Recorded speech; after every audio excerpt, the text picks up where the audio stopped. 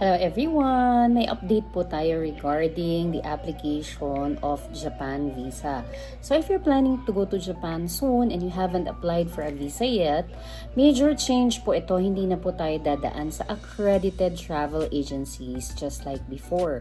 So beginning April 7, 2025, doon na po tayo mag-a-apply sa tinatawag ng Japan Embassy na Japan Visa Application Center or JVAC. So, itong JVAC na po, ito na po yung magkikater dun sa mga visa applications natin. So, reading this announcement of the Embassy of Japan in the Philippines, sabi po, ginawa nila to para mas maganda yung service nila in providing application for visas to Japan. Bali nakipag-partner po sila sa anong pangalan nitong agency na to? Just wait ha. Ito rin kasi yung nag-handle ng mga visas going to other countries like Europe. Dito rin kasi kami nag-apply before when we went to Europe. So ito, VFS Service Philippines Incorporated. So yan na kasi yung expertise nila, yung pag-handle ng mga visa application. So well-trained kasi yung mga staff ng JVS. Again, ano yun? Sorry ha, hindi masyadong familiar dun sa name eh. So ito po, ilan po ba yung mga visa application centers sa Philippines?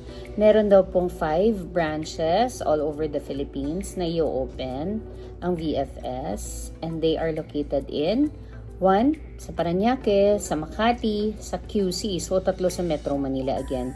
Parañaque, Makati, and QC. Tapos, meron tayong isa sa Cebu City and sa Davao. So, unfortunately, dun sa mga taga-Luzon, kailangan talagang pumunta sa Metro Manila para mag-apply. Okay, yung mga address po nitong mga visa centers na to, ilalagay ko po dito sa description sa baba. Para meron po kayong guide, tsaka kung anong oras po sila open. Kasi depende po sa location, yung application hours, tsaka po yung releasing. Pero basically po, Monday to Friday sila open from 7 a.m. to 4 p.m. Okay. So, mag-start po itong process na to from April 7, 2025. So, yung mga nag-apply na po sa mga accredited travel agencies before April 7, dun yun na rin makukuha. Dun din i-release sa travel agency na yon. Pero from April 7, hindi na po pwede through accredited travel agencies. As early as April 6, 2025, pwede na po kayong mag-pabook ng schedule online. Pupunta lang po kayo dun sa website nila. Ilalagay ko rin po yung link dito sa description box sa baba. Meron din po silang helpdesk info.japanphp@vfshelpline.com. Kung meron po kayong mga questions, inquiries, clarifications, ayan po. Ang visa application, meron po siyang visa fee and center usage fee. Sabi po, hindi siya fixed. Depende raw po sa nationality tsaka dun sa anong ia-apply mong visa. Pero definitely, mas mura siya compared dun sa fees na ina-incur natin before when we course it through the travel agency. Kasi yung application ng visa, libre na po yan sa Japan.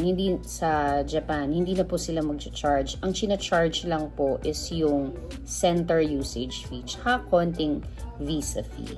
Okay. So, at the time of application, kailangan po magbayad na tayo. Tapos, ayan po, from April 7, diretso na po kayo sa mga visa center. Ano pa ba? May mga questions pa po ba kayo?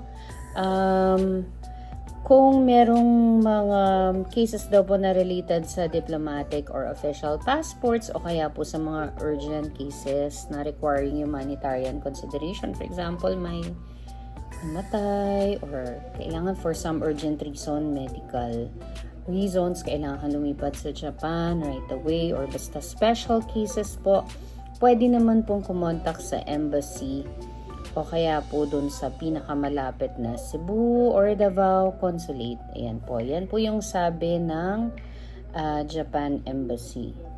So, ayan po, please be guided accordingly.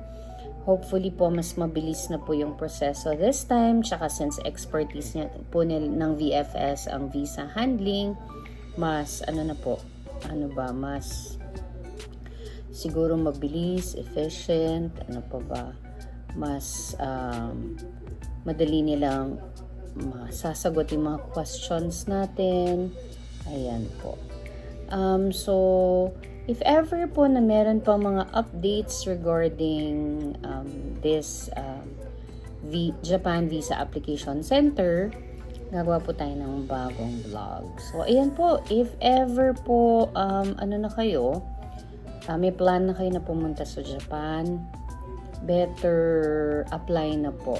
Kasi hindi natin sure kung marami bang mag-a-apply because of this new procedure. So, ayan po, mag-allot kayo ng more time for the application kasi nga po, bagong proseso, bagong procedure. Unlike before kasi, mas marami yatang accredited travel agencies compared dito sa BFAC. So, siguro before, mas maraming channels. I'm not sure lang po kung gaano kadami yung slots na mag-open and kung may available pa by the time na mag-slot kayo. So, ayan lang po, update lang po about Japan Visa Application Center. Please subscribe for more info regarding Japan travel. And very soon po, we're flying to Japan. I-update natin yung ating mga videos about Japan travel. Kung may questions po kayo, ilagay nyo na po dito i-comment nyo po para subukan po nating sagutin. That's it for now. This has been Plantorni G. Thank you for watching, everyone.